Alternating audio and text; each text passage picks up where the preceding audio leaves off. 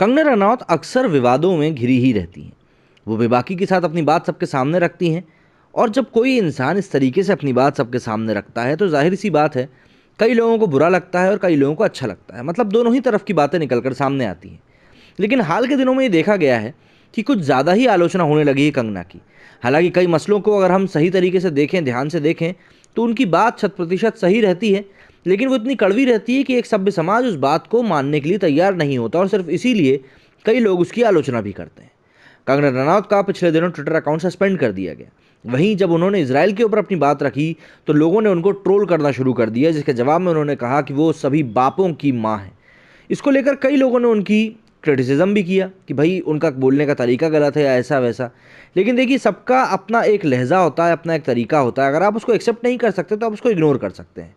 जैसे कि वो शर्जील साहब, जिन्होंने कल एक बयान दे दिया कि भैया जय श्री राम बोलने वाले टेररिस्ट होते हैं। तो सभी का बोलने का एक तरीका होता है, बस उन्होंने भी बोल दिया। पॉजिटिव होने के 10 दिन बाद एक्ट्रेस कंगना रनौत का कोरोना टेस्ट नेगेटिव आ गया है। इस बात की जानकारी उन्होंने सोशल मीडिया पर दी है। साथ ही उन्होंने लिखा है कि वे बताना चाहती हैं कि उन्होंने कोरोना से जंग कैसे जीती, लेकिन उन्हें कहा गया है कि कोविड फैन क्लब को इससे ठेस ना पहुंचाएं। कंगना ने अपने पोस्ट में लिखा कि मेरा कोविड टेस्ट नेगेटिव आया है। मैं इस बारे में बहुत कुछ बताना चाहती हूँ कि मैंने वायरस को कैसे हराया, लेकिन मुझे कोविड फैन क्लब को नाराज ना करने के लिए कहा गया है। जी हाँ, यहाँ कुछ लोग हैं जो वायरस को अपमान देखकर आहत हो जाते हैं। खैर, शुभकामनाओं और प्यार के लिए आप सभी का बहुत बहुत शुक्रिया। दरअसल कंगना ने 8 मई को उनके कोविड पॉजिटिव होने की जानकारी दी थी। उन्होंने योग मुद्रा में अपनी एक फोटो शेयर करते हुए लिखा था कि मैं बीते कुछ दिनों से थकान और कमजोरी महसूस कर रही थी। आंखों में हल्की जलन भी हो रही थी। हिमाचल जाने का सोच रही थी, इसलिए कल कोरोना टेस्ट कराया। आज रिपोर्ट मेरी पॉजिटिव आई है। मैंने खुद को क्वारंटीन कर लिया है।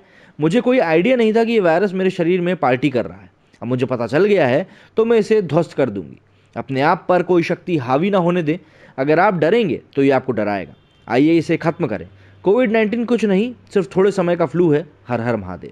कोविड को थोड़े समय का फ्लू बताने के चलते इंस्टाग्राम ने कंगना की पोस्ट को डिलीट कर दिया था।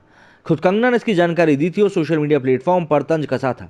उन्होंने लिखा था कि इंस्टाग्राम ने मेरी एक पोस्ट डिलीट कर दी क्योंकि मेरी कोविड तहस नहस करने की धमकी से किसी की भावनाएं आहत हो गई। मतलब कम्युनिस्ट और टेररिस्ट से सहानुभूति रखने वालों के बारे में सुना था, लेकिन कोविड फैन क्लब, ये तो गजब ही है। अभी इंस्टा पर आए 2 ही दिन हुए हैं, लेकिन यहाँ हफ्ते भर भी रुक पाने के बारे में मैं सोच नहीं सकती।